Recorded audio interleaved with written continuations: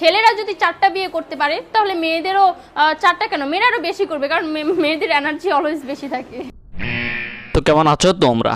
তো ভাই তোমরা হয়তো অনেকেই এই মেয়ে নামক খানকিটাকে রিসেন্টলি ভাইরাল হওয়া ইন্টারভিউটার পর থেকেই চিনো, কিন্তু আমি এই মেয়েটাকে আজ থেকে আরো 4-5 মাস আগ থেকেই চিনি। এখন আবার আমি ওরে 4-5 মাস আগ থেকেই চিনি, এর মানে এই না যে আমি ওর ফ্যান ভাই এরকম কিছু। ভাই কাহিনীটা হচ্ছে আমি র্যান্ডমলি ফেসবুকের ভিডিও ফিড স্ক্রল করতেছিলাম, দেন আমার সামনে হঠাৎ করে ওর একটা ব্লগ চলে আসলো, এই যে এইটা।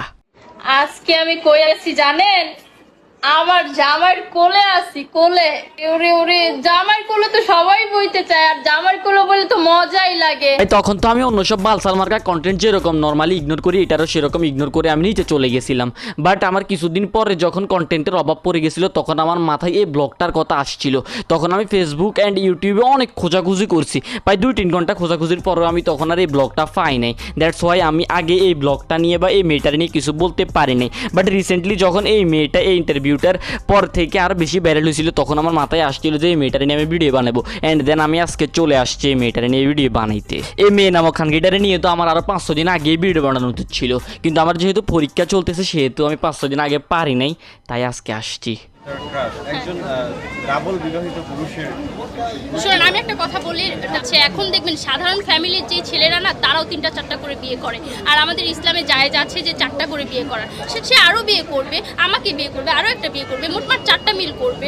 তো এই মেয়ে নামক খানকিটারে নিয়ে রিসার্চ করতে গিয়ে আমি যতটুকু জানতে পারছি, সেটা হচ্ছে এই মেয়েটা সাকিব খানের একজন ডাইহার্ট ফ্যান। সে সাকিব খানের সাথে মুভিতে কাজ করতে, সাকিব খানের মুভিতে হিরোইন হতে, সে সাকিব খানের 3য় স্ত্রী হতে। কিন্তু তার আগে থেকেই স্বামী আছে, বাচ্চা আছে, তাও সে চায় সাকিব খানের বাচ্চার মা হতে। আবার সে এটাও জানে যে সাকিব খানের আগে থেকেই 2টা স্ত্রী আছে, 2টা বাচ্চা আছে। আমি বাংলাদেশের সানি লিওন হতে পেরেছি, কারণ এটাও কিন্তু একটা গুণ, সানি লিওন হওয়া। সানি লিওন হওয়া যে অনেক বড় গুণ, এটা কেউ না মানলেও অন্তত আমি মানি। কেননা ফোন ইন্ডাস্ট্রিতে এতদিন সার্ভাইভ করা, দেন বলিউডে এসে এতদিন এখন সার্ভাইভ করতেছে, এটা তো আর যে সে কেউ পারবে না। যার ভিতরে গুণ আছে অনেক বড়, সেই পারবে। যেমন এখন আপনি পারতেছেন, আপনি যেমন বলতেছেন যে আপনার 5-6টার বেশি স্বামী হইলেও আপনি সার্ভাইভ করতে পারবেন, আপনি সহ্য করতে পারবেন, ঠিক সেরকমই অনেক বড় গুণ না হইলে তো আর এগুলো সহ্য করা যায় না।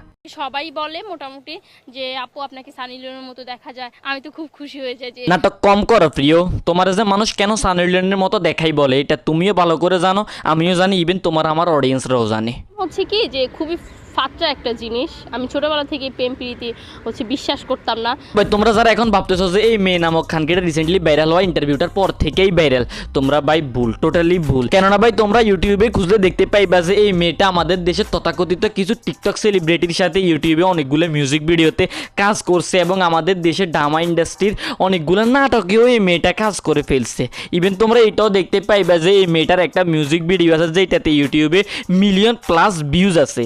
সো এই মেয়েটা কিন্তু রিসেন্টলি ভাইরাল হয় নাই, বা রিসেন্টলি ভাইরাল হওয়া ইন্টারভিউটার পর থেকে ভাইরাল এমনটাও কিন্তু না। জাস্ট এই মেয়েটা রিসেন্টলি ভাইরাল হওয়া ইন্টারভিউটার পর থেকে একটু চর্চায় আছে আর কি। আর ওরে এখন চর্চায় রাখার পুরোপুরি ক্রেডিট হচ্ছে আমাদের দেশের হলুদ সাংবাদিকদের।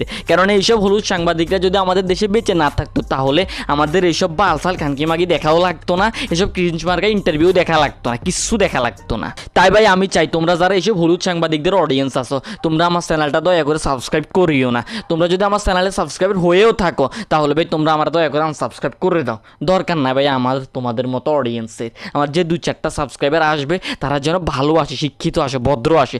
তোমাদের মতো অডিয়েন্সের আমার প্রয়োজন নেই। আচ্ছা, এখন আমি যদি তোমাদের অনেক বেশি সাপোর্ট পাই, তাহলে আমি কিন্তু চলমান ইস্যু নিয়ে কথা বলতে রাজি আছি। আমি কারোরে বয়ফাই কন্টেন্ট বানাই না।